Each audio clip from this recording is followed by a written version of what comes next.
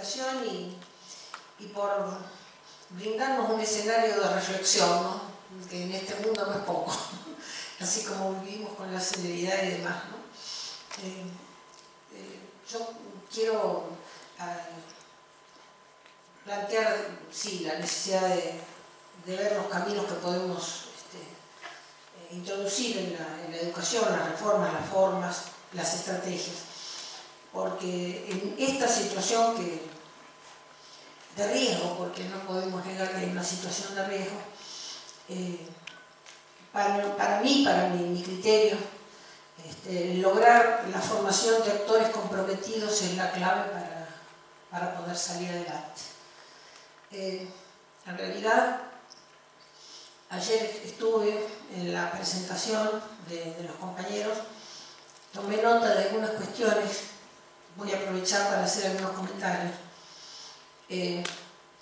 Creo que América Latina, que cuando nosotros estudiamos geografía en la escuela nos explicaban todos los beneficios que tiene la cantidad de tierras fértiles, el humus, los ríos, las tres grandes cuencas, el Orinoco, el Amazonas, el Río de la Plata, la buena relación con el agua dulce, la escasa población en relación con la dimensión del territorio, si las teníamos todas para nosotros. Bueno, hoy resulta que tenerlos todos para nosotros ha convertido a América Latina en el escenario del extractivismo en un lugar predilecto. Es el lugar ideal, poca resistencia cultural, pocas trabas y pocas inhibiciones de parte de la política, al contrario, corrupción, facilidad de compra de los agentes, y justamente ahí están las riquezas esperándonos para que las saquemos y para que las podamos llevar. Además, territorios despoblados a los que les podemos volcar toda la contaminación que tenemos y llevarles y erradicarles todas las industrias sucias. Es decir, lo que para nosotros era desde el punto de vista de la riqueza desconsiderada del contexto de la ambición, ahora se ha convertido en coto de caza América Latina. Y otros territorios en el mundo, África tiene similitud, pero América Latina es coto privilegiado. Ayer se habló de algunos de los problemas graves. Fue mencionado el tema de la urbanización.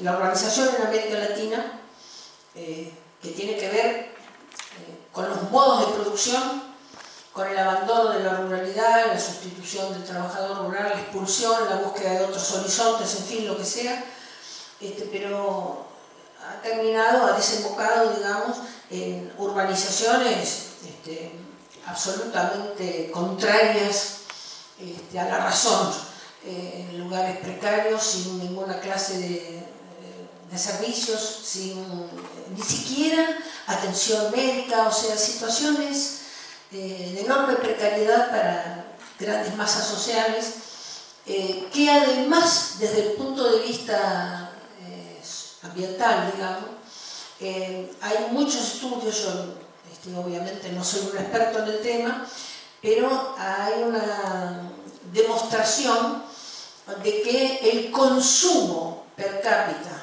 de las personas trasladadas del ámbito rural al ámbito urbano se multiplica por 3, por 4 y por 5. En toda la línea, más consumo energético, más consumo de transporte, más consumo de ropa, más consumo de calzado, más consumo de alimentos, más consumo absolutamente de todo lo que en el campo no se usa o no se utiliza. El transporte es uno de los elementos, la energía es otro de los elementos. Es decir, hay una enorme aceleración del consumo, aunque nosotros mantengamos el mismo número de población entre la población radicada en la zona rural y la población radicada en la zona urbana, el consumo se multiplica, y lo que significa que se multiplican los desechos, la acumulación de la basura, las posibilidades de enfermedad, etcétera, etcétera. Por eso ganó bien en el planteo la idea del confinamiento. Yo ayer ya lo había esbozado. Son tan contaminantes, son tan pobres, son tan sucios, etcétera, etcétera, bien cercados, en algún lugar la tierra para nosotros, ¿no? tal vez hasta es mejor matarlos, porque total esto, dejar que se mueran, o alimentar las guerras orgánicas entre los sectores, ¿no? Hay que ver cómo el capital lo está planteando. El tema de la urbanización sorprende, ¿no? Nosotros, en 1800 el 2% de la población era urbana, ¿no? Y en 110 años, 200 años, nosotros tenemos el 90% de la población. Uno podría decir, casi no hay forma de prevenirlo, pero sí hay, y hoy más que nunca, ¿no? Pero no es solamente ese tipo de urbanización, ¿no? Es decir, la urbanización de la emergencia, en lugares de carencia, de pobreza, de exclusión, las villas de emergencia, como lo llamamos acá, sino hay otras urbanizaciones también que se realizan también a costa de la naturaleza. Los barrios privados, los country, la ubicación sobre los ríos, sobre los humedales, el tapado de los humedales, el amontonamiento de montañas de tierra para desviar el curso de los ríos y terminar inundando a las poblaciones más pobres para dejar a salvo al country que está en medio de las zonas acuáticas. O sea, no es solamente la pobreza la que ha generado, la que genera esta contaminación en las formas de urbanización, sino también la riqueza y la ambición y la desmesurada credibilidad que el hombre tiene en su capacidad de manipular la naturaleza como se le dé gana, sin consecuencias, hipotéticamente. Creo que el tema del que ayer se habló mucho, hoy se volvió a tocar tangencialmente, el tema del modo de explotación que hoy tenemos en marcha. El capitalismo, ayer lo comenté, ha tenido distintas formas de acumulación. O sea, en la Edad Media fue comercial. O sea, cuando uno dice comercial, ¿qué dice? No solo vender mercaderías, hacer rutas, preparar carretas, armar barcos, toneles, espacios para la distribución de la mercancía. Después no abandonó la parte comercial, pero avanzó mucho más en la inversión productiva, en el desarrollo de la inversión de la fábrica, la producción. Ya no solo había que abrir caminos y tener carretas, sino meter la mercadería que iba por el camino adentro de la carreta, y fabricar la carreta y fabricar todos los insumos necesarios. Posteriormente, la ganancia del capital en los últimos 50 años estuvo mucho más asentada en lo financiero. Es decir, el capital avanzó en la necesidad de crear, mejor dicho, la necesidad del financiamiento. Y ganar no con la producción o con el comercio, sino con la especulación. Con el préstamo, es decir, tranquilo, sentado en casa, apretando y quedándome con el bien del que no podía pagar o el que no se podía hacer cargo. Es decir, creció esto. En los últimos años la especulación ha sido mucho peor, mucho más rigurosa, y se le ha sumado en la medida que el capitalismo ha tenido dificultades. Algunas son significativas respecto del consumo en una población empobrecida, respecto de la sobreproducción y a dónde colocarla, respecto de las sucesivas crisis que, como bien decía Humberto, son crisis internacionales, mundiales, que tienen repercusiones en todas partes y cada vez son más seguidas en el tiempo y cada vez son más largas en la duración. Frente a esto, digamos, el capitalismo se ha volcado más al extractivismo, digamos, no al saqueo directamente. En nuestro territorio, que es lo que nos interesa, tres áreas fundamentales: la minería, los hidrocarburos y los granos, es decir, la tierra, el saqueo alimentario, digamos, la fertilidad de la tierra. Esto no quiere decir de ninguna manera que abandonan las otras etapas del saqueo, no que nos dejaron ahora liberada la comercialización, la industrialización, no.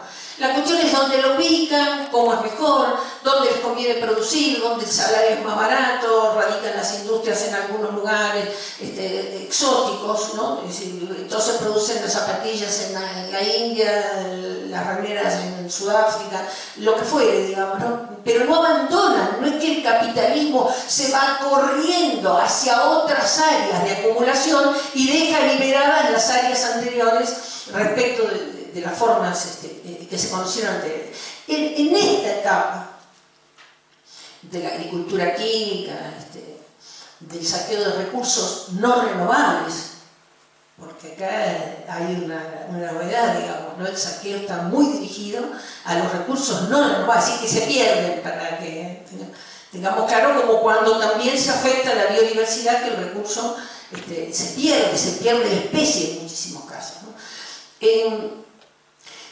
Esto tiene una particularidad en esta etapa, no sé qué pasará en el futuro. Estas formas de producción y de crecimiento tienen una pata muy fuerte en la construcción del poder, está muy sustentado en esa trilateral que yo llamo, es decir, los grupos económicos, por un lado, los países centrales, por el otro, y los organismos internacionales de crédito, por el otro, que operan los tres en la misma dirección para imponer los modos productivos, los modos de saqueo, ¿no? Esa trama, digamos, de poder detrás, a mi criterio y al de algunos otros compañeros, es una barrera adicional para eliminar las formas de explotación extractivistas. Cuando un país decide, por ejemplo, modificar las formas de contaminación, supongan ustedes el riachuelo, lo vamos a limpiar, cortamos los vertidos y en 10 años lo limpiamos. Bueno, hay negocio, se puede, no es una mala idea, no hay una resistencia universal, tampoco que la Argentina procese la basura, por ejemplo, o que genere energías alternativas. No hay una oposición, hay negocio, se venden hélices, se venden...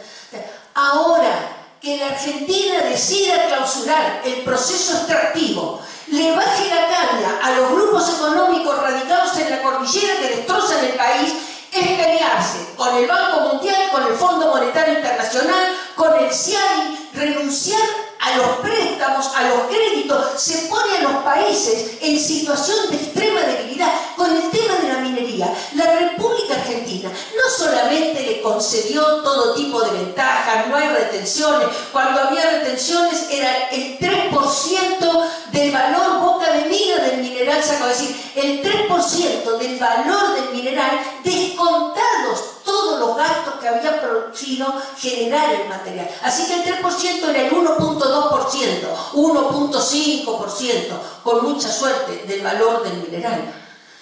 La Argentina, los emprendimientos mineros se llevan de la República Argentina lo que sacan y tributan por declaración jurada. Ninguna empresa tiene control de ninguna naturaleza sobre lo que se lleva. Los dueños de la empresa formulan en un papel, como cuando nosotros entramos acá, y por declaración jurada dice cuánto se llevan. ¿Ustedes pueden creer que la Argentina haga esto? Lo hace. El gobierno argentino les ha resuelto a las empresas mineras y petroleras las concesiones que se le dan son por 30 años como mínimo. No tienen que volver a pelear. Pelean una vez y las condiciones les quedan fijas por 30 años. Si la Argentina en el año 29 decide modificar las condiciones, ahí vamos al Tribunal del CIAI a pagar las consecuencias.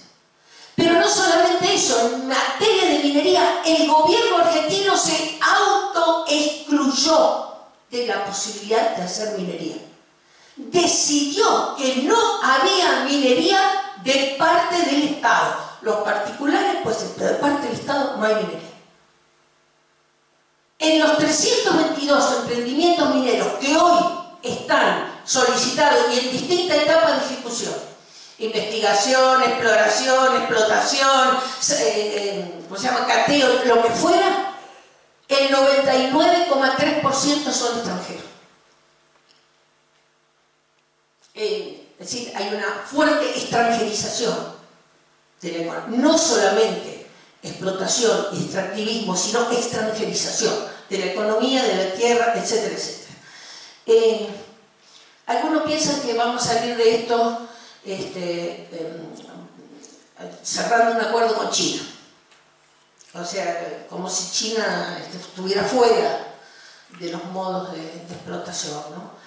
En esto debo reconocer, digamos, la claridad que en su momento tuvo el comandante Chávez, presidente fallecido de Venezuela, cuando dijo: ningún país en América Latina puede salir del extractivismo y de la explotación si no acordamos entre los países latinoamericanos cómo nos vamos a asistir recíprocamente, porque nos van a matar.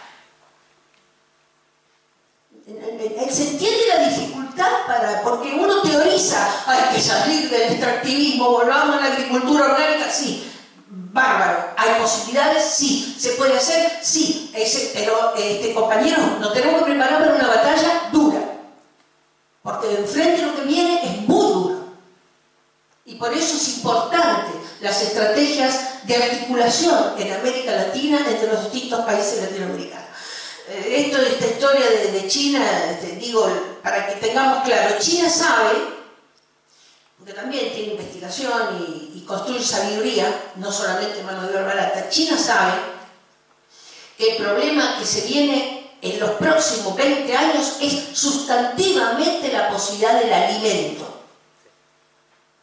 Alimentar a los pueblos en condiciones de deterioro del suelo, condiciones de erosión, condiciones de contaminación del agua, condiciones de falta de productividad. Entonces lo que China ha decidido es comprar tierras por todo el mundo. China compró ya 50 millones de hectáreas en África. Y no la compró para que produzcan los africanos, compró para llevar a los chinos, producir en África y llevarse absolutamente toda la producción a China. China sabe que hay una dependencia de la cual los países no pueden salir y es el hambre de los pueblos. Entonces ha decidido no depender de ninguna multinacional del alimento en la provisión del alimento a su pueblo. Y por eso le pide a Río Negro que le otorgue la franja para la siembra de soja. Este es el interés, sabe, previene, ha tenido una mirada un poco más larga en qué es lo que va a pasar. Ahora, acá no vienen a ser beneficencia. Son claves de producción. Traen sus propios CEO, sus propios sistemas productivos, su propia maquinaria, se llevan, pero dejar no dejan nada. A veces ni siquiera consumo local, porque se les permite ser liberalizado hasta el ingreso del alimento, porque no están acostumbrados a nuestra forma de alimento, etcétera, etcétera.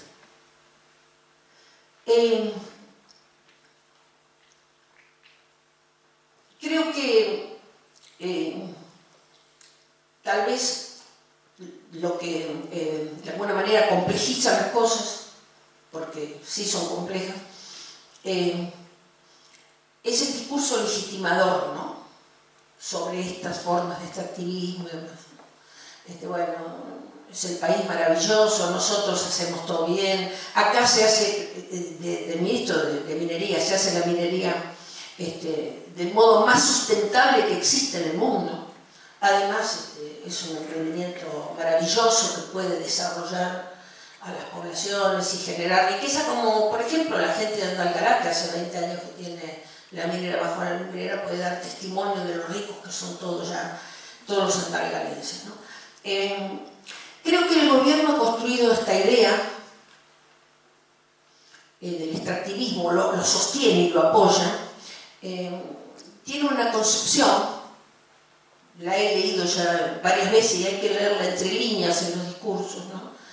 Creo que el gobierno piensa que para salir del desbalance económico, del déficit, de la balanza comercial negativa que tenemos hace muchos años y del endeudamiento, tenemos que aprovechar, digamos, hemos vuelto al discurso de las ventajas comparativas, aprovechar los recursos que tenemos y generar los insumos básicos, porque también el mundo desarrollado necesita los insumos básicos. Ha sido arriesgado el presidente, ha dicho que nosotros nos vamos a convertir en el mercado del mundo, en el supermercado del mundo, ya no proveedor de materia. Es más, vamos a alimentar, Argentina va a alimentar a todos los países que están incluidos en la ruta de la seda, más o menos 3.500 millones de habitantes, o sea que se ve que se tiene confianza, ¿no? Pero esa idea de que proveyendo los insumos básicos generamos una suerte de dependencia de esos países respecto también, o sea, él dice, sí, nosotros dependemos de ellos en la compra, pero ellos dependen de nosotros en la provisión del insumo, y por tanto esa es una característica que podemos aprovechar. Condicionamos las inversiones que van a venir cargadas, digamos, ¿no? Con eso conseguimos un despegue económico y una conformidad social, o sea, la aquiescencia social para el proyecto, ¿no? Y por supuesto la continuidad de la burguesía en el poder, digamos, ¿no? Cierra, es un paquete político, ¿no? Significativo. A estas formas, bueno, ahí ya todos habrán visto Harvey las nuevas formas de desposesión, que son muchas. Algunas no son nuevas formas de desposesión, son viejas formas de desposesión, pero la República Argentina no sigue aplicando. Y si no, vayan a conversar con los mapuches a ver qué les pasa, que no solo nos desposean, sino que también nos asesinan, digamos, por las dudas, en el camino. Y por cierto, sí, Harvey dice algo que ya Naomi Klein, la autora de Enólogo y de otras obras, decía, ¿no? Harvey dice, hay una manipulación de la crisis para forzar algunas cosas. Y es verdad. En la doctrina del caos, Naomi Klein plantea lo mismo. ¿Cómo se genera una suerte de terrorismo internacional para forzar a los estados a vender sus activos, a entregar, por ejemplo, sus explotaciones estatales, a privatizar, a entregar tierras fértiles, a aceptar la rebada de tributos, de impuestos? ¿Cómo se hace esa estrategia de terrorismo para forzar y favorecer las acciones y los negocios de los grupos económicos? Y en esto tenemos expertos grandes, pero Harvey destaca, digamos, esa forma, ¿no? También hay una nueva forma, que también él la señala, que es ahora es decir, todos son antiestatistas, el Estado es malo, el Estado es corrupto, el Estado es ineficiente, etcétera, etcétera. Pero todos ven la forma de disputar con nosotros, con los pobres, los fondos que tiene el Estado. Entonces, esos fondos que tiene el Estado son para hacerle las rutas a caminos a 4.000 metros de altura que no llevan a ningún otro lugar que no sea la minera. Para hacerle tendido de redes de energía eléctrica en lugares a 4.000 a 5.000 metros donde no benefician absolutamente a nadie de la comunidad que no sea a esos sectores de la minería. O sea, el desvío de los fondos públicos, el quitar a las comunidades de la posibilidad del fondo público para ser reasignados a los sectores concentrados de poder. Vean lo que les estoy diciendo. No sé si lo saben, vos seguro lo sabés. En la provincia de San Juan, la extensión de las obras de llevar la electricidad a Veladero la pagan absolutamente todos los ciudadanos de San Juan. Tienen un adicional de ampliación de obra que pagan todos los que usan el servicio eléctrico para financiarle la obra a Veladero. No sé, no puedo encontrar otro ejemplo más palmario de los pobres financiando a los ricos, sinceramente no lo encuentro. Pero este es el modo, este es el modelo. Es cierto que hay una suerte de desterritorialización de los estados, por lo menos hay ventas significativas de tierras a extranjeros, en lugares donde nunca se hubiera uno imaginado que esto iba a suceder.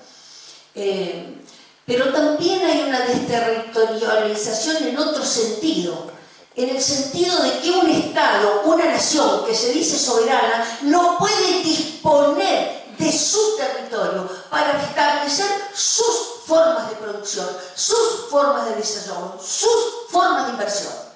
Está sujeto por acuerdos y por formas, y ahí sí fuertemente Banco Mundial, Fondo Monetario Internacional, Organización Mundial de Comercio, lo han sujetado a aceptar las formas de producción, las formas de desarrollo, las formas de uso del territorio conforme a los acuerdos que ya se han firmado. Es decir, no es que la Argentina perdió el territorio, no puede disponer del territorio conforme a su soberanía. ¿Se entiende lo que estoy planteando? Bueno,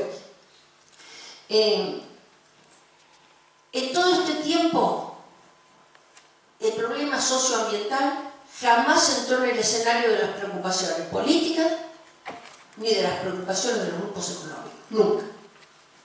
Lo socioambiental no es una preocupación. Salvo en los países desarrollados, donde la presión de la población comenzó a decirles no queremos tanta contaminación. Entonces ahí apareció la solución mágica.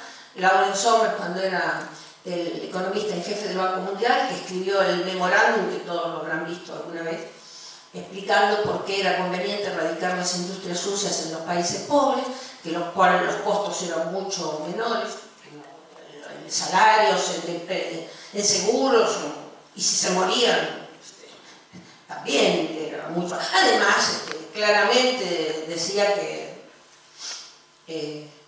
sí, es posible que la contaminación, él decía que 1 en 1.000.000 podía llegar a contraer cáncer de próstata, pero que desarrollar el cáncer de próstata lleva años, y eso significa vivir en un país desarrollado, porque en los países subdesarrollados, donde el 20% de los niños se mueren antes de los 5 años, no se llega a desarrollar el cáncer de próstata. Allá no se nota. Además, hay que democratizar la contaminación. No es posible que Estados Unidos o México vivan en ciudades negras, oscurecidas por el costo de la contaminación, del transporte, de la producción de energía, de los residuos, que no lo podemos llevar a otro lugar, y que nosotros que producimos insumos científicos y tecnológicos para todo el mundo, que se lo llevan y lo compra todo el mundo, nosotros encima tengamos que quedarnos con toda la contaminación. Esto no es democrático, señor. De contaminación para todos. Un poco para cada uno y lo mejor que sepa. Está escrito, esto no lo estoy inventando. Cuando se descubrió el papel, el Banco Mundial salió a decir que no, que era un chiste, que había sido hecho con tono sarcástico y que los periodistas le habían sacado el tono sarcástico para perjudicar la imagen del gran Larry Summers, ¿no? Pero esto es lo que piensan de nosotros. Nosotros somos el basurero.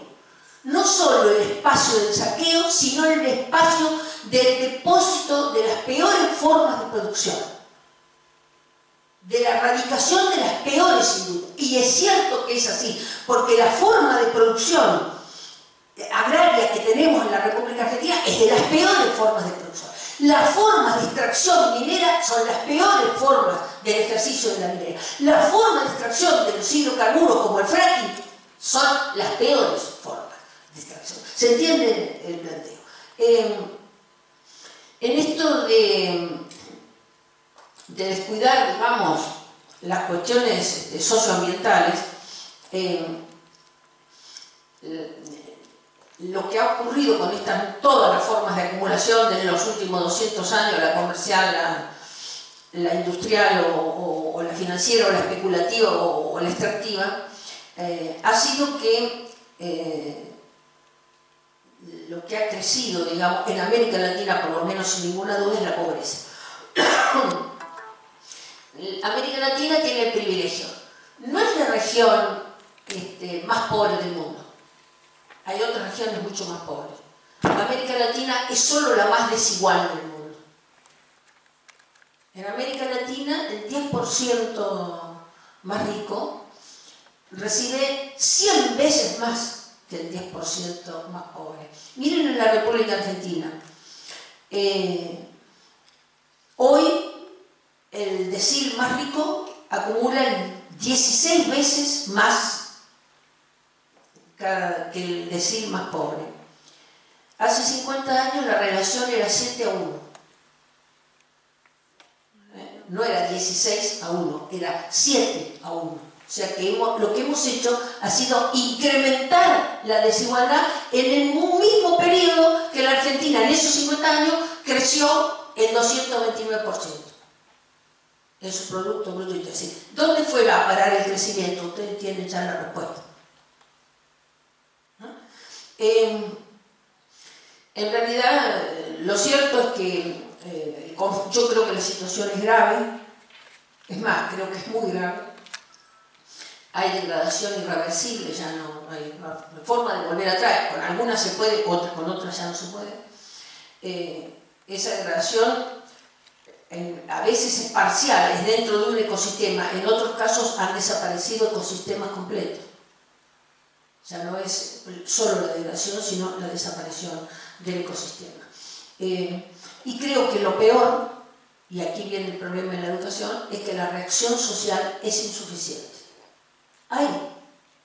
Si uno compara con lo que pasaba hace 40 años, que en la Argentina hicieran un seminario para discutir contaminación ambiental, para discutir las formas de explotación, era casi impensable. Hoy se puede, pero es insuficiente por la celeridad que lleva el proceso. Nosotros crecemos en conciencia a un ritmo que no tiene que ver con el ritmo de la depredación. O sea, no alcanzamos, no emparejamos, no lo logramos. En los ambientalistas hay distintas visiones, criterios, en fin, lo que sea. La mayoría coinciden en algunas cosas. En la gravedad, en la celeridad y en la irreversibilidad de muchos de estos procesos. En la lenta evolución de la toma de conciencia, que es así. En las dificultades para tener un giro drástico y en el corto plazo. Esto no es una cosa que usted el ambiente lo cambia, no es una variable económica que usted cobra una tasa y al otro día empieza a recaudar, ¿no? La situación es muy diferente. Otro de los elementos señalados es la impericia, irresponsabilidad, corrupción, ajenidad, desconocimiento en el ámbito político, la impericia fuerte en el ámbito político. La resistencia de los grupos económicos, que es fuerte, y que no está tan dispuesto a cambiar las prácticas o a mermar sus ganancias o a tener conductas más compatibles con el ambiente. Y otro elemento que también surgió ayer, se vio acá, hay una infundada confianza en la razonabilidad de los procesos en marcha, la razonabilidad científica de esa ciencia, de ese modo de hacerse, y la confianza tecnológica, el creer, como creen muchos, que esto se va a resolver, que nosotros somos alarmistas, que ellos ya van a encontrar la forma. La ciencia, la tecnología va a encontrar la forma. Es decir, y el comercio también va a encontrar la forma. Nos vendió la contaminación y después va a ver si nos puede vender la descontaminación. Y todo lo vamos a seguir pagando los mismos, ¿no? Hay una inmensa corroboración científica, el PENUMA, el IPCC, las universidades, los centros de investigación, las cumbres, los acuerdos, todo sobre la base de una crisis significativa. Hace pocos días se publicó este segundo aviso de la comunidad científica. El primero lo habían firmado hace 25 años 2.500 científicos. Este segundo aviso lo firmaron 15.364 científicos. Una gran cantidad de premios Nobel entre los científicos que firman esto. Todo el mundo coincidente en que nos queda poco tiempo, que digamos, es tarde para salir de la trayectoria que hemos tomado, y que ya hay muchas cosas que las vamos a perder definitivamente. Y en este informe también se dice, ¿hay cosas que se pueden hacer? Sí. ¿Cuáles son las estrategias de acción privilegiada? La educación, como una estrategia de acción privilegiada. Creo que uno de los problemas graves es la tolerancia al desastre. habría que investigar qué, por qué. ¿Qué nos pasa? ¿Qué nos ocultan? ¿Qué estrategia se ha dado el poder para que seamos tan mansos y aceptemos lo que sucede? No digo que no hay resistencias, hablo de la generalidad, ¿no? Creo que hay factores. El endeudamiento de los países es un factor muy condicionante. Es muy condicionante la respuesta de la República Argentina que hemos tenido, los que hemos querido reaccionar. Las dictaduras militares en América Latina han sido muy terribles. No venimos de una experiencia que ha sido fácil la lucha. Ayer hablaban de la vorágine, ¿no? Nosotros salimos del modelo industrial porque había una revalorización de las materias primas y volvimos a la idea de las ventajas comparativas y demás. Subió el precio de los commodities y nosotros entonces nos volcamos al extractivismo. Ahora, ¿qué pasó? Cuando baje el precio de los commodities, nosotros duplicamos el extractivismo, porque ahora no tenemos cómo sustituir la forma de explotación y necesitamos cada vez más para compensar la carencia que tenemos. Entonces estamos en una suerte de círculo vicioso. Caen los valores del extractivismo, del petróleo o de lo que fuera, y nosotros tenemos que multiplicar las formas extractivas. Es una espiral que se retroalimenta, ¿no? Es decir, más reprimarización, más extractivismo, menos recursos naturales, más contaminación, más restricciones para el desarrollo, más pérdida de soberanía, más debilidad en la industria nacional, más apropiación por desposesión de los recursos, más deuda, más extractivismo, más saqueo, más desposesión. O sea, es un círculo que se retroalimenta. Y ahí lo que ayer decía Walter, que había planteado Kenneth Bullen, ¿no? Es decir, el que se cree que el crecimiento infinito es compatible con un planeta finito está loco o es un economista. Probablemente estamos gobernados por los dos, por la combinación, porque si no, no sé cómo podemos llegar hasta este punto. Me parece que entre los elementos que permiten la avanzada de este modelo, para mí el elemento central es la contaminación cultural. Nosotros estamos involucrados en un modo cultural reproductivo, colonial, que no viene solo a través de los medios de comunicación, que por supuesto, y de las tecnologías, que por supuesto. ¿Qué hacemos adentro del sistema educativo?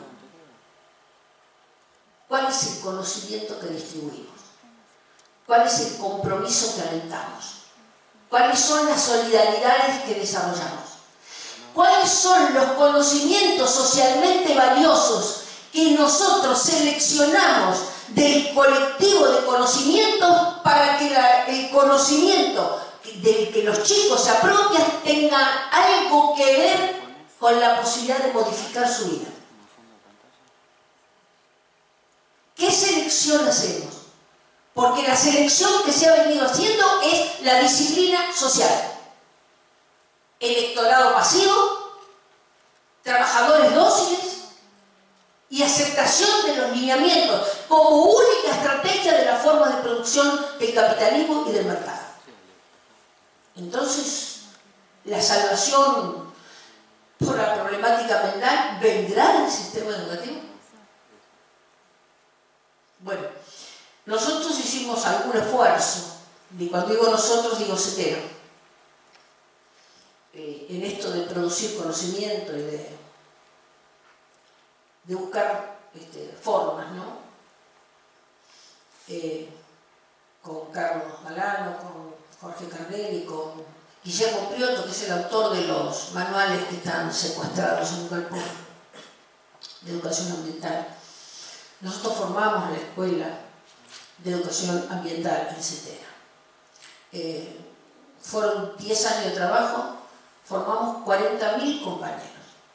Ya sé, usted me va a decir, sí, hay 1.300.000 docentes, sí, pero mejor tener ahí 40.000 que tener 0. Nosotros ahí logramos en muchas escuelas un centro dinámico para instalar la problemática ambiental, el compromiso ambiental, la posibilidad de la interdisciplina, poder abordar los problemas en la complejidad que tienen y poder abordarlos fuera de los compartimentos estancos de la disciplina. La educación ambiental de ninguna manera puede resolverse como una materia más. Ahora tenemos clases de educación ambiental. La educación ambiental se tiene que involucrar con el conjunto. Es decir, a ver, la República Argentina tiene, el mundo tiene una contaminación química extraordinaria, pero extraordinaria. La producción química pasó de 1 millón de toneladas hace 50 años a 400 millones de toneladas ahora. Casi no hay una rama de la producción en el campo, en la agricultura, en la ganadería, en todas las áreas, en cualquier forma de industria que no use químicos. ¿Cuál es la preparación química de la clase de química que te da la escuela para que el trabajador salga al manejo de los químicos? A mí con enseñarme cómo se forma un alcohol, un aldehído, cómo se procesa, no me resuelve absolutamente nada. En el mundo, yo tengo por acá las estadísticas, pero bueno, la cantidad de enfermedades y de muertes que se producen por el uso inadecuado y adecuado de los productos químicos. Por año, la cantidad de adultos en el trabajo, la cantidad de personas que lo contraen involuntariamente, porque los rocían con el avión, porque se vuelcan, porque hay un vertido, porque se les cae casualmente, de casualidad, de la mina, del heladero, un poquito de cianuro para regarnos a todos nosotros, o porque se vuela la central de Fukushima o la de Chernobyl. Y que no tuvieron nada que ver ni con la producción, ni trabajaban ahí, ni tenían nada que ver. Por año mueren 35.000 niños de contaminación química, que no estuvieron vinculados a ningún trabajo ni a ninguna forma de explotación que tuviera que ver con lo químico. Por contaminación involuntaria. Y nosotros no podemos trabajar adentro de la escuela una química que tenga algo que ver con el desastre ambiental en el uso de los químicos. Una química que tenga interacción con el ambiente y con el desarrollo de la sustentabilidad ambiental, que pueda enfocar globalmente la problemática desde la biología, desde la química, desde la física, desde la historia, desde la música, desde el arte. Los compartimentos estancos, además recorridos por el economicismo, no lo van a resolver el problema educativo. Yo no digo, la educación ha hecho esfuerzos y los reconozco, pero creo que tenemos que avanzar mucho más, ¿no? Estaba leyendo, Althusser decía que el gran logro del capitalismo es habernos hecho creer que el interés del capitalista es un interés compartido y que nosotros son los mismos intereses, digamos, ¿no? Y que eso lo han logrado, dice Althusser, a través de las iglesias, sobre todo antes de la Edad Media, a través de la educación, en todos los tiempos, a través de la producción del conocimiento. Ojo, que el conocimiento no está cooptado solo en la distribución, está cooptado en la producción. Son los grupos económicos los que definen qué se investiga, cómo se investiga y quién investiga y con qué insumos investiga, aún en los entes públicos. En las universidades públicas, en los centros de investigación del Estado, son los grupos económicos los que definen las claves de la investigación. Y el CONICET, encantado, aplaude que por fin la ciencia se pone al servicio de los emprendimientos y de la economía. Por eso la contaminación cultural es la clave. No podemos entregarnos tanto si no tenemos la cabeza carcomida. Y digo, Naomi Klein dice, avanza más, dice, sí, cuando ya no nos pueden convencer de que los intereses son compartidos, nos convencen de que no hay alternativa. No compartimos intereses, pero no hay otra forma. Es la única forma. No hay otro modelo de desarrollo, no hay otra forma fuera del capitalismo, ¿no? Y Noam Chomsky dice algo muy interesante, ayer hablábamos con la compañera, Noam Chomsky dice lo siguiente, La población en general no sabe lo que está pasando. Hay ocultamiento, hay desinformación, no sabe lo que está pasando. Y no sabe que no sabe. No sabe lo que pasa y además no sabe que no sabe. Cree que sabe. ¿Se entiende, no? Como es el tema de la ocultación. Es un texto de Alfredo Grande para chiquito, pero lo quiero leer textual. Es psicólogo. Y dice, y siguen comiéndonos la cabeza. La década del 90, la que le peleamos al menemismo, al neoliberalismo, no se fue. Llegó para quedarse y desarrolló el SIDA cultural y político que logró más que las dictaduras, más que el terror y el espanto que sembraron las dictaduras, porque nos hizo adquirir una inmunodeficiencia que nos convirtió en posibilistas, temerosos del Dios mercado, resignados a la bancarización de nuestras vidas, resignados a consumir lo inútil y a no consumir lo necesario. Aceptamos la banalización de la democracia convertida en un ritual electoral para que una y otra vez volvamos al retorno de la inercia política, de una república sometida a los intereses privados de los dueños de la tierra, del agua y del cielo. Es una pintura de la sociedad en la que tenemos que hacer educación ambiental. No quiero irme sin decir lo que me toca en estas responsabilidades. Las organizaciones sociales y las organizaciones sindicales estamos cumpliendo un papel. Hay silencio, hay temor, hay arrasamiento, hay desempleo, hay divisiones, hay fracturas. No podemos sobreponernos a las gravísimas problemáticas que sufre el pueblo y entender que tenemos que tener otro accionar. No puede ser que lo único que nos junte a todos los sindicatos que andamos dando vueltas por el país sea que estamos contra el Macri, y relativamente. ¿Cuál es el objetivo? ¿Cómo estamos construyendo el trabajador protagónico? ¿O el trabajador dejó de ser el motor del desarrollo?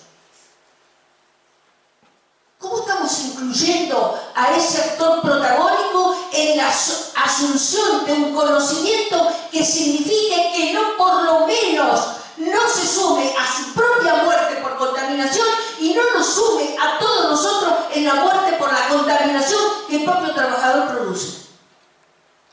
¿Usted ha visto a muchos patrones agarrar el bidón y tirar el bidón de la contaminación al río o a la cosecha? La hace peor. Y nosotros no trabajamos ni conveniente ni significativamente el problema del rol de los trabajadores. Es más, yo entiendo, fui 10 años secretaria general del sindicato, he estado 20 años como secretaria adjunta de la Central de Trabajadores Argentinos. Yo sé que tenemos otros problemas. Yo sé lo que es la acuciante desesperación de la fábrica que se cierra, la necesidad de encontrar la posibilidad de un emprendimiento alternativo, la posibilidad de conseguir un crédito, de pelear, de no resignar, de no entregar la fábrica, de tenerla tomada para poder vivir. Y en ese escenario cuesta mucho decirle a los compañeros, pará, sentémonos media hora, porque nosotros dentro de 10 años no vamos a tener tierra, porque el compañero te contesta, nosotros vamos a tener comida dentro de 10 días.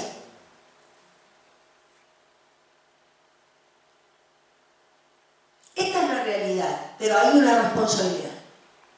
Los dirigentes sindicales tenemos una enorme responsabilidad en lo que está sucediendo, en el silencio, en la complicidad.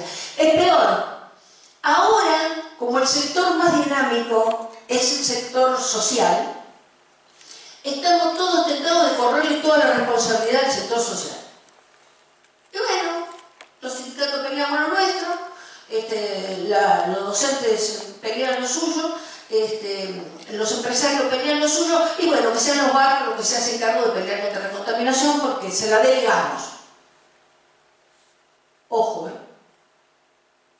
Ahí hay que pensar, Buenaventura de Sousa pensó con buen criterio la posibilidad de la universidad de los movimientos sociales, porque dijo, ellos ponen el cuerpo, pero ¿qué responsabilidad tenemos los científicos, los técnicos? ¿Cómo interactuamos? ¿Cómo les damos una mano? ¿Cómo asesoramos?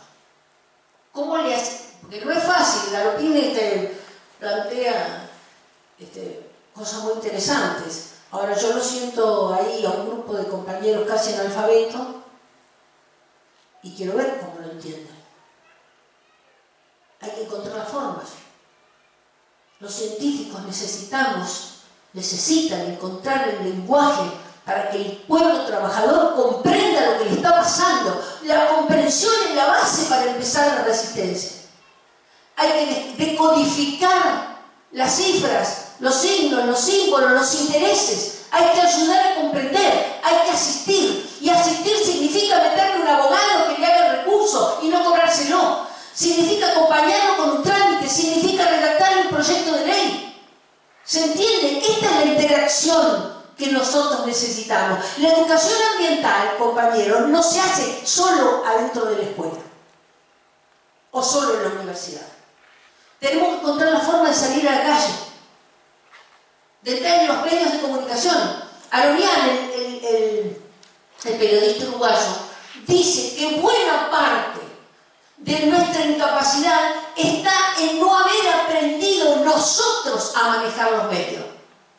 No a decodificar lo que dicen los medios, a usar nosotros. Él dice desde la cámara fotográfica a la filmadora, al internet, a las redes, ¿cómo hacemos para que esta verdad que sabemos se coloque de tal modo en esos medios que sea comprensible para el conjunto de la población? Para los pibes, ¿cómo hacemos para entusiasmarlos? Es decir, acá, con el Poder Judicial que tenemos, les voy a leer el doctor Antonio Gustavo Gómez, que es el fiscal general de Tucumán, en una entrevista, hablando de la contaminación ambiental y de la problemática ambiental, es el que los metió presos a los de la minera La Lumbrera y otros procesos importantes. Dice, saqué el extracto de lo que dice: hay delito ambiental como para ser dulce. Detrás de cada delito ambiental no hay desidia ni distracción. Hay un funcionario corrupto, o mejor, una cadena de corrupción. Cuando se investiga el delito ambiental, la presión mayor viene del lado del Estado, que no solo no reclama indemnizaciones, no controla, no restaura, combate a los que investigamos, obstruye la investigación, destruye pruebas, las hace desaparecer. El mundo, en este mundo, la forma más rápida y fácil de ganar plata es contaminando. A más contaminación, más ganancia, más corrupción, más impunidad. Es una espiral ascendente. En materia ambiental, las víctimas más numerosas, las más desatendidas, las más silenciadas y las peor tratadas son siempre los mismos, los pobres. Este es el poder judicial que tenemos. No es poder político, este es poder judicial, con el cual nosotros tenemos que tramitar las causas judiciales, y que cada vez que le vamos a decir, aplique el principio preventivo, ahí tenemos una fábrica que ha empezado a tirar humo. A ver, ¿cuántos enfermos hay en el barrio? Tráiganme la constancia médica, traigan el certificado de contaminación. Ese no es el principio preventivo. El principio preventivo es la sospecha. Yo no tengo que demostrar que me enferma. El empresario tiene que demostrar que no me va a enfermar. Tiene que tener absolutamente su certificado de impacto ambiental. Tiene que tener la constatación científica de que no me va a dañar. Yo no porque nos ponen ahí. Y entonces hay tantos los pobres yendo al hospital pidiendo, haciéndole el análisis a los chicos a ver si tienen mercurio, si no tienen mercurio. No es así. Pero este es el funcionamiento del poder judicial. Estas son las formas de obstrucción. No te rechazan la demanda, te mandan a buscar la prueba. Bueno, Casanelo se portó un poco mejor en ese sentido. Pero digo, para ir un poquito más así a la educación ambiental, ¿no? Es decir, yo no espero que las políticas ambientales vengan del gobierno. Tengo mucha certificación de que el gobierno está en contra de todas las políticas. Si faltaba, la semana pasada Berman ya salió a plantear que abajo la ley de glaciares y abajo la ley de bosque, hay que derogarlas. Hay que no modificar, derogarlas, porque la modificación no va a ser suficiente. El Ministerio de Educación ha firmado acuerdos con las mineras, ha firmado acuerdos con los productores de ACRA, de la Asociación de Agricultura, y con la Asociación Bancaria, para que puedan intervenir en la definición de los contenidos curriculares para que la minería, para que la agricultura química y contaminante no sean consideradas como contaminantes en el proceso educativo. A ellos le voy a pedir educación ambiental. Tengo todos los actas, no se lo voy a leer, pero tengo todos los certificados de las actas que se firmaron para que esto suceda así, ¿no?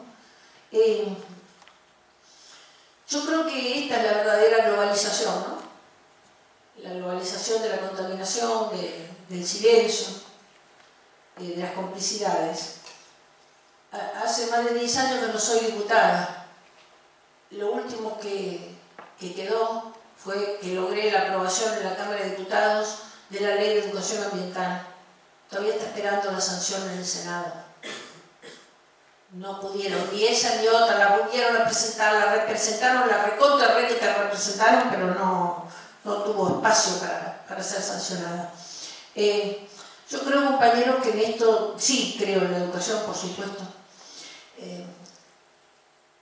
Creo que la problemática socioambiental nos propone desafíos enormes en todo, en las formas de enseñar, en las formas de articular, en las formas de organizar el conocimiento, en la necesidad de incorporar el conocimiento por dos vías, por lo menos, que las tenemos gratuitas: el conocimiento de la realidad social. Las comunidades nos reunimos y en 2 días tenemos, y el acceso que hoy tenemos facilitado, porque también los medios de comunicación facilitan, por internet, a la vía de la investigación científica y el conocimiento que está ahí incorporado. Hoy tenemos una forma de hacernos de un conocimiento distinto, de un conocimiento alternativo, ¿no?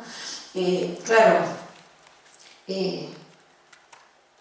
vean, yo creo que la educación sea efectiva si nosotros vamos con un relato catastrófico y le vamos a contar a los chicos: te va a pasar esto y esto, te va a caer el mundo a pedacitos, y vas a estar contaminado, te vas a morir, no vas a poder tomar agua. No creo que sea eso, no creo que sea la forma, ¿no?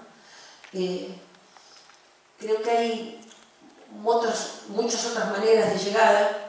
Me parece que es clave la racionalidad que está involucrada en el proceso. ¿Cuál es la racionalidad que está? Y comprender la racionalidad. Hacer que los chicos comprendan la racionalidad implícita en los procesos que están viviendo. Que conozcan la realidad. Esto se resuelve con una visita por el barrio. No necesitamos tampoco, digamos, una gran cantidad hay muchísimas formas, ¿no? Yo creo que mejorar la llegada de los chicos hay una posibilidad, ¿no? Las ciencias ambientales permiten esa apertura, ¿no? Si los aportes de Edgar Moreno, de Foucault o de Nietzsche, lo que sea, le han dado a las ciencias ambientales herramientas muy poderosas, ¿no? Es decir, Foucault te dice: jerarquicemos los saberes, son todos jerárquicamente iguales. ¿Por qué la ciencia o la historia o la geografía es mejor que el arte o tiene más valor? Todos los saberes son jerárquicos, todos tienen igual jerarquía. Y Edgar Morin dice: bueno, es cierto, no nos va a alcanzar con saber que tienen la misma jerarquía si los seguimos manteniendo en compartimentos estanques y no los podemos interrelacionar. Y habla del diálogo de saberes y de la importancia de que los saberes dialoguen para poder comprender la realidad. Y Nietzsche dice todavía más: ojo, muchachos, que la realidad no es estática. Y las interrelaciones que establecemos hoy pueden ser muy distintas de las interrelaciones de la semana que viene. tenemos la necesidad imperiosa de una dinámica en el proceso de conocimiento y en el proceso de la construcción de las interrelaciones. Vaya si tenemos muchos elementos, muchos recursos. El problema que tenemos es que ninguno de nosotros fue educado así. Y nos cuesta mucho que los docentes asuman esta actitud, tengan esta conducta. Vean, yo en mi experiencia como docente, para mover la aguja, digamos, ¿no? Como algunos dicen, yo he visto cosas exitosas. Yo creo que hay muchas cosas que se pueden replicar en las escuelas, hay experiencias que son muy buenas. Si es que logramos, como dice Sivechi, salir del posibilismo. Sivechi dice que se dio cuenta que nos mintieron mucho con el posibilismo, que los gobiernos nos decían: lo que pasa que tenemos tantos inconvenientes que hacemos todo lo posible. Y él dice: ahora vengo a descubrir que nunca hicieron todo lo posible, que siempre hicieron lo que los grupos económicos les dejaron hacer, porque hay, como dice muy bien Carlos Galano, infinitos posibles que ni siquiera se han intentado. Y las cosas no son posibles porque el enemigo te permite que sean posibles. Son posibles porque vos te organizás para que sean posibles. Porque construís conocimiento, porque construís organización, porque buscás recursos didácticos, políticos, económicos, culturales para hacer posible lo que vos creés que es posible. Y le ponés garra, y le ponés entusiasmo, y le ponés esfuerzo. Y entonces los inéditos posibles empiezan a ser posibles. Nunca nos resignemos a que hay una sola salida, una posibilidad, o mejor, una inmensa imposibilidad. Y mucho menos con el destino de los chicos. Vean, la escuela y la escuela pública, para muchos, para millones de chicos, en muchos casos es la única oportunidad. No como para otros una oportunidad. Para muchos es la única. Y nosotros no la podemos desperdiciar. Tenemos una responsabilidad social de que se vayan de la escuela cargados, fuertemente cargados de sabiduría.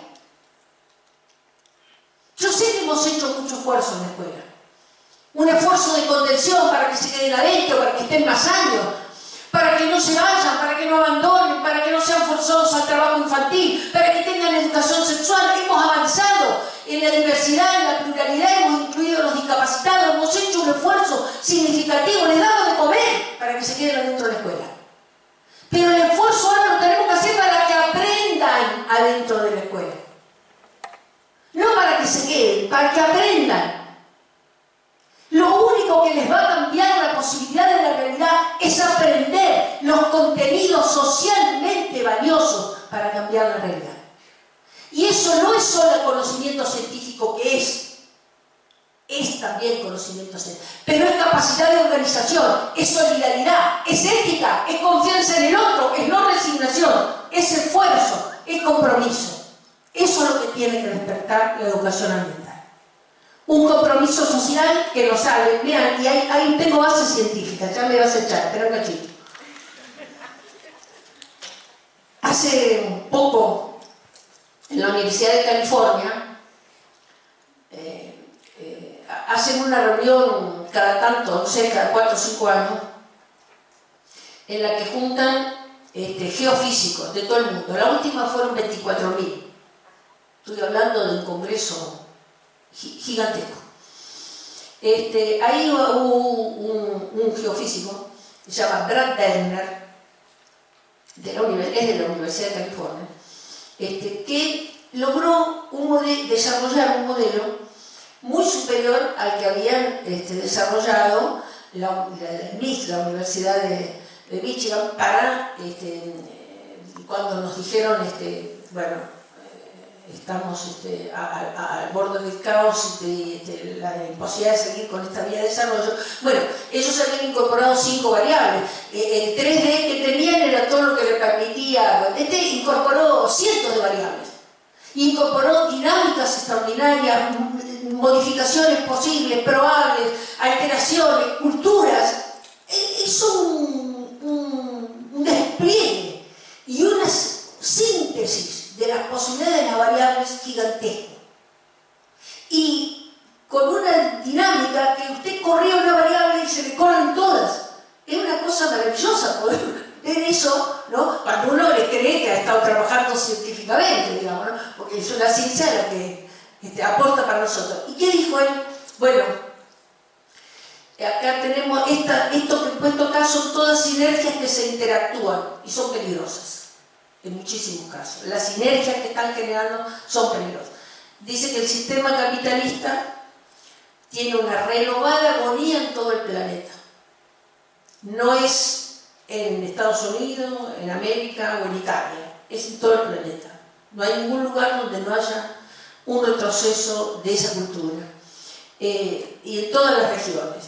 Y agrega, el mercado capitalista global ha logrado que la drástica disminución de bienes naturales sea tan rápida, tan fácil y tan libre de barreras que en respuesta el sistema Tierra se ha vuelto peligrosamente inestable.